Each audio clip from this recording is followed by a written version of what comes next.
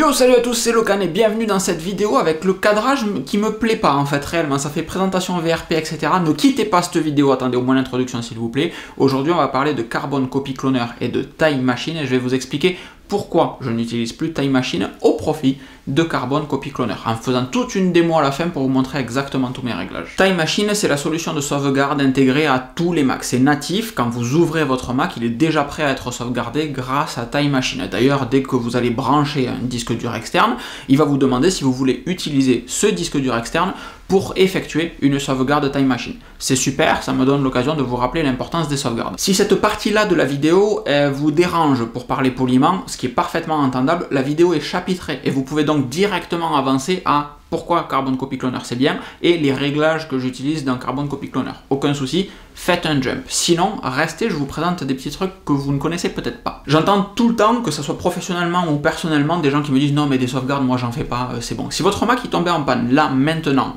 est-ce que ça serait grave? Est-ce que si vous perdiez tous les documents qu'il y a dessus, sans aucune chance de les retrouver, donc si vous supprimiez vous-même tous les documents qu'il y a, est-ce que ça serait grave si tout ce qu'il y a sur votre machine tombait en panne? La réponse, c'est quand même assez souvent oui. Alors bien sûr, comme l'immense majorité des gens, vous avez sur un disque dur, dans un tiroir, dans un placard, toutes les photos que vous avez sauvegardées de vos vacances, certaines vidéos, etc. Et bon, c'est surtout quand vous y pensez en fait, vous le faites pas tout le temps, c'est pas super régulier, mais il faut vraiment croiser les doigts pour que ce disque dur fonctionne, pour pas que vous ayez perdu vos photos et que surtout vous retrouviez ce disque dur, parce que vous avez quand même déménagé et tout, et il me semble qu'il était là. Vous voyez bien que c'est pas carré du tout. Ça me donne l'occasion de vous rappeler la règle du 3-2-1 que j'ai déjà évoquée dans une vidéo dédiée à comment est-ce que je sauvegarde mes données. Le 3-2-1 c'est quoi? Il vous faut 3 copies de vos données, donc la copie qui est sur votre ordinateur et 2 sauvegardes, 2 supports différents, donc une sauvegarde sur un disque dur par exemple et une sauvegarde dans le cloud, pourquoi pas, donc une sauvegarde qui sera à l'extérieur, séparé réellement de votre machine. Ça peut être 2 sauvegardes sur disque dur avec un disque dur que vous laissez chez un pote. Franchement, c'est pas une vraie 3-2-1 parce que vous n'avez pas 2 supports, mais déjà une sauvegarde externalisée, ça sera largement mieux que l'immense majorité des gens et vous êtes à l'aise. Donc l'idée, c'est un petit peu de vous expliquer comment éviter la catastrophe en sauvegardant très facilement vos données, que ce soit avec Time Machine ou avec Carbon Copy Cloner.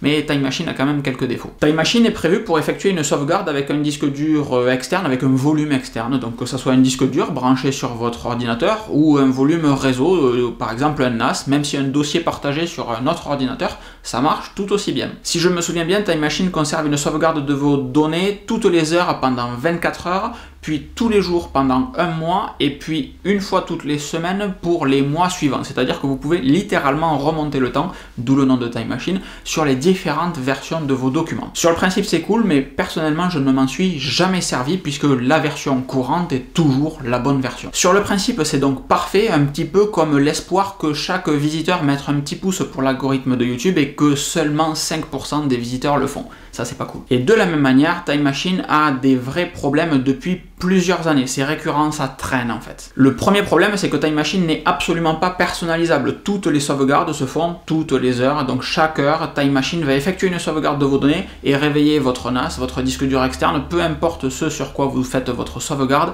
quand bien même vous n'avez pas l'utilité de faire une sauvegarde toutes les heures parce que vous n'écrivez pas tant de données que ça toutes les heures. Ensuite, la sauvegarde Time Machine horaire, elle dure facilement entre 5 et 10 minutes même s'il n'y a rien à copier parce que Time Machine va interroger le disque qu'il y a en face, vérifier ce qu'il a copié la dernière fois, copier des données, ça peut aller très vite, et ensuite vérifier ce qu'il a copié, mais je ne sais pas pourquoi le traitement de toutes ces données est long, donc 5 à 10 minutes même s'il ne se passe rien. En plus de ça, il y a régulièrement des bugs. En début d'année, la majorité des membres du Discord avaient un problème sur les sauvegardes, moi inclus, qui faisait que des sauvegardes de quelques mégaoctets duraient des heures parce que Time Machine était planté. Et c'est pas arrivé que cette année. Et le plus gros problème de Time Machine, c'est que c'est propriétaire. Alors quand vous êtes sur un environnement Apple, c'est pas le truc qui vous choque le plus, mais ça veut dire qu'une sauvegarde Time Machine ne peut être restaurée qu'avec Time Machine. Ça, c'est dérangeant. Il existe cependant une alternative qui s'appelle Carbon Copy Cloner, et si je vous en parle aujourd'hui, c'est essentiellement parce qu'une version 6 est sortie de Carbon Copy Cloner, et qu'elle arrive avec beaucoup de nouveautés qui me font gagner réellement plusieurs heures par semaine. Là où Time Machine n'est prévu que pour sauvegarder votre Mac, il est important de comprendre que Carbon Copy Cloner permet de tout sauvegarder vers à peu près n'importe où. Vous pouvez sauvegarder l'entièreté de votre Mac et faire un clone vers un disque de sauvegarde, pas de souci. Vous pouvez également dire que vous voulez sauvegarder ce dossier dossiers-là un peu plus régulièrement que votre Mac, ou un peu moins régulièrement que votre Mac, ou le sauvegarder vers un disque dur externe, ou sauvegarder un disque dur externe vers votre NAS, ou un disque dur externe vers un autre. Bref, vous faites réellement ce que vous voulez, avec la granularité que vous voulez, et la fréquence que vous voulez. Ce qui me change la vie, c'est que Carbon Copy Cloner sait faire des sauvegardes de tout mon ordinateur sur un SSD en quelques dizaines de secondes, et de tout mon ordinateur vers mon NAS en quelques minutes, grand maximum 3-4 minutes tous les matins. Pour moi, ça révolutionne ma sauvegarde. Petit point technique, il utilise Quick Update qui s'appuie sur la technologie macOS FS Events qui permet de savoir quels dossiers et quels fichiers ont été mis à jour depuis la dernière sauvegarde. Carbon Copy Cloner garde donc un historique de ce qui s'est passé la dernière fois, va interroger cette base de données de tout ce qui a été modifié depuis la dernière fois et se concentre uniquement sur ces fichiers-là. Il ne va pas vérifier tout ce qu'il y a sur la source, tout ce qu'il y a sur la destination.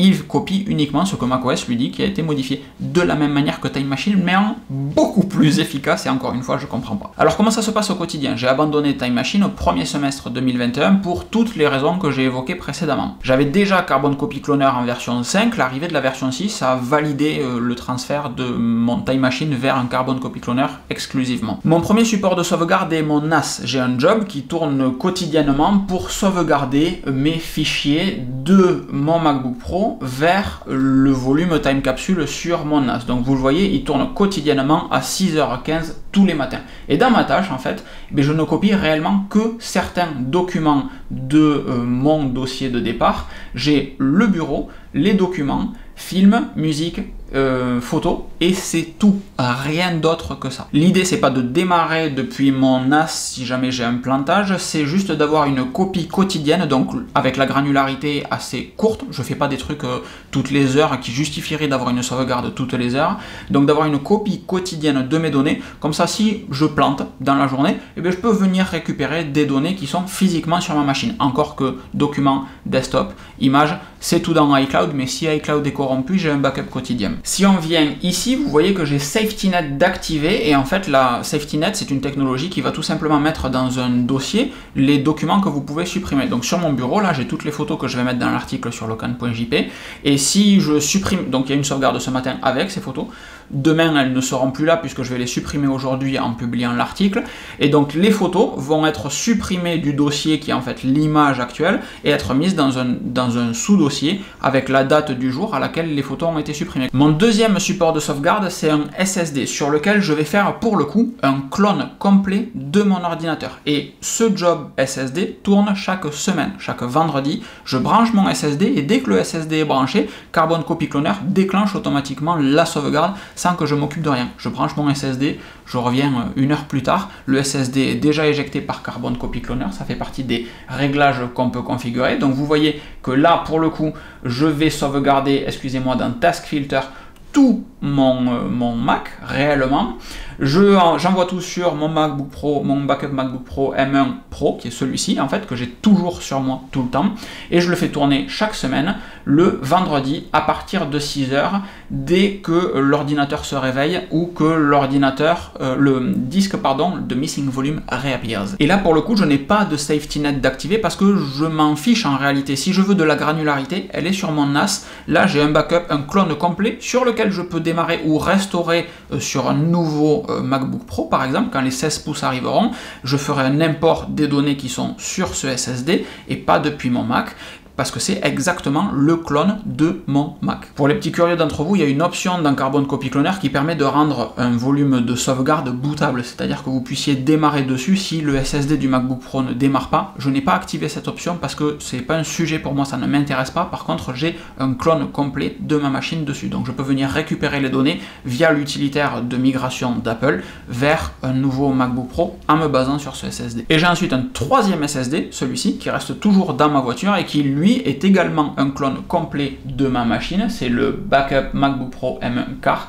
C'est la même chose, sauf que vous voyez ici, il tourne une fois par mois et uniquement une fois par mois. Quand vous allez jouer avec Carbon Copy Cloner, vous avez 30 jours d'essai, je vous ai mis le lien dans la description de cette vidéo, c'est pas sponsorisé, rien du tout, hein. Vous pouvez taper Carbon Copy Cloner dans Google, pour moi c'est la même. Vous avez 30 jours d'essai, je vous encourage vraiment à jouer avec, et il y a quelques petits réglages super importants dans Carbon Copy Cloner pour vous assurer d'avoir une bonne sauvegarde. La première des choses à faire, c'est déjà de penser à vous abonner à cette chaîne. Ça, c'est super important parce qu'il va y avoir plein de vidéos très cool. Il y a plein de produits Apple qui vont arriver. Par exemple, on va tous les tester ici, les iPhones, les Apple Watch, les MacBook Pro, les iPad mini, les AirPods 3, tout ce qui va arriver va être testé ici. Donc, c'est très important de vous abonner. Et ensuite, on va venir par exemple sur Time Machine ici et on va aller dans Advanced Settings. C'est là que tout se cache, que la magie opère. Et on va venir dans Post-Flight ici, et on va vérifier que les données copiées soient les bonnes, parce que c'est une erreur qui est souvent faite quand on fait une sauvegarde. On copie les données, mais on ne vérifie pas que ce qui arrive, ça soit exactement la même chose que ce qu'on a envoyé. Donc souvent, quand on essaye de restaurer, parfois, quand on essaye de restaurer des données, les données qu'on essaye de restaurer peuvent être corrompues, soit parce que le secteur sur lequel on a écrit sur le disque déconne, ça peut arriver, soit parce qu'au moment de la copie, il y a eu un problème dans le câble, dans le transfert, etc. Peu importe, encore une fois, il faut s'assurer que la donnée qu'on a copiée, ça soit la même donnée que celle qu'on a envoyée. Donc, on fait un reverify the files that were copied. Et c'est volontaire, hein, calmez-vous sur l'accent. Et ça va, Carbon Copy Cloner va donc venir vérifier que les données copiées soient exactement les mêmes que celles que vous avez envoyées. Très important. Dans Performance and Analysis, donc du coup ici, vous avez deux petites cases qui sont cool. Je ne sais pas si elles sont cochées par défaut, mais Maintain a Record of Transactions, qui va être intéressant pour savoir ce qui s'est passé durant vos backups, mais surtout, utiliser Quick Update quand c'est possible pour gagner du temps sur les sauvegardes. C'est une nouveauté de Carbon Copy Cloner 6. C'est vraiment dommage de passer à côté, peu importe le support sur lequel vous allez faire la sauvegarde. Ça c'est fait? Vous noterez également le File Copier Queues qui est une nouveauté ici, parce que par défaut, ça, en fait, ça se trouve sur l'ancienne version sur Carbon Copy Cloner 5, c'était ici. C'est-à-dire que Use the Legacy File Copier, ça copiait aussi simplement que ça pouvait. Et puis, avec Carbon Copy Cloner 6, on s'est dit, enfin ils se sont dit du moins, ça serait bien qu'on vérifie la capacité d'écriture du support qu'on a en face, et en fonction, eh bien on envoie plein de trucs pour copier en même temps. Si on a des IOPS, je vous parle un peu technique, si on a des IOPS qui répondent bien, on envoie plein de choses en même temps. Si c'est pas le cas, ben on continue tranquille, peinard. Donc si c'est un SSD que vous avez en face, c'est aucun souci à laisser ça à Determined Runtime, c'est le cas pour mes SSD ici, Revert Changes. Si je viens dans les Advanced Settings et dans mon Performance, c'est déterminé au début. Donc au début, Carbon Copy Cloner va faire un petit test sur le SSD. Oh, ça crache, pas de souci, boum, j'envoie la patate. Par contre, mon Time Machine, encore une fois, moi, il se fait sur un NAS qui a du cache SSD. Donc mon NAS, il peut vraiment enquiller beaucoup de documents d'un coup. Par contre, sur le test initial de Carbon Copy Cloner, à chaque fois, eh bien, il n'est pas bon, parce que ça fait un test d'IOPS sur un disque, ça ne marche pas. Sauf que quand on va copier des données qui existent déjà, le cache se met en place et ça copie beaucoup plus vite. Donc là, manuellement, moi j'ai mis à 8, je pourrais aller plus haut, je pouvais me mettre plus bas, 8 ça marche bien, donc ça, c'est un sujet de performance réellement si vous copiez sur un disque traditionnel ou sur un volume avec du cache SSD. Je vous passe peut-être rapidement certains réglages, le pré-flight, vous allez pouvoir lancer un script shell au démarrage si vous le voulez, activer le safety net avec différentes volumétries, les réglages de copie de fichiers, donc est-ce qu'on veut protéger les fichiers qui sont à la racine, est-ce qu'on veut mettre à jour ou pas les fichiers qui sont sur la destination, le post-update, est-ce qu'on veut revérifier les fichiers qui sont copiés, ouh là là mais qu'est-ce qui s'est passé là, bien sûr qu'on veut revérifier les fichiers qui sont copiés, performance and analysis, qu'est-ce qu'on fait dessus, etc. Encore une fois, use quick update when easy, là voilà, j'avais changé plein de trucs en vous montrant comment ça fonctionnait sur mon NAS. En fait, je m'étais défoncé ma conf tout seul comme un grand. Bravo Lolo. Et après, quand vous copiez sur un disque connecté directement, vous avez la possibilité de ne copier que si des fichiers ont été modifiés sur la source. Ça, c'est très sexy.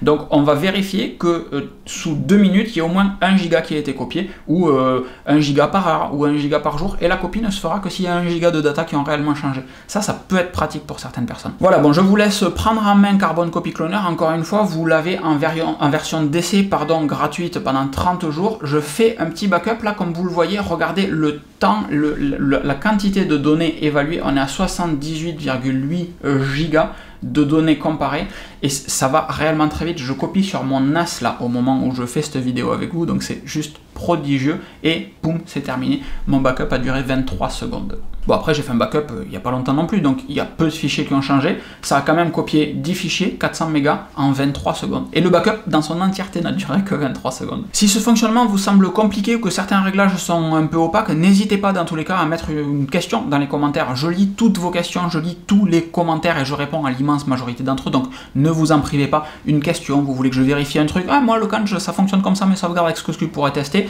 je regarde et je vous dis, encore une fois, il y a une version d'essai, donc vous pouvez quand même regarder par vous-même, mais n'hésitez pas, vraiment. Carbon Copy Cloner a plein d'autres usages que j'ai pas présentés ici, vous vous en doutez. C'est une solution qui gagne vraiment à être connue et dont le tarif reste contenu. Carbon Copy Cloner vaut 35 € et vous avez la licence pour autant de temps que vous voulez. Moi j'ai acheté le Carbon Copy Cloner 5 en 2017, 18, quelque chose comme ça, et je m'en suis servi jusqu'à maintenant 2021, donc ça dure réellement, c'est un très bon investissement. Et puis on parle de sauvegarde, c'est quand même super important les sauvegardes. La version d'essai est encore une fois disponible sur le site officiel, dont vous avez le lien en description, ainsi que sur locan.jp. Je compte sur vous pour partager ce contenu sur vos réseaux, je vous dis à très vite, merci de m'avoir regardé, abonnez-vous, les petits pouces, tout ça c'est super important, merci encore, ciao ciao.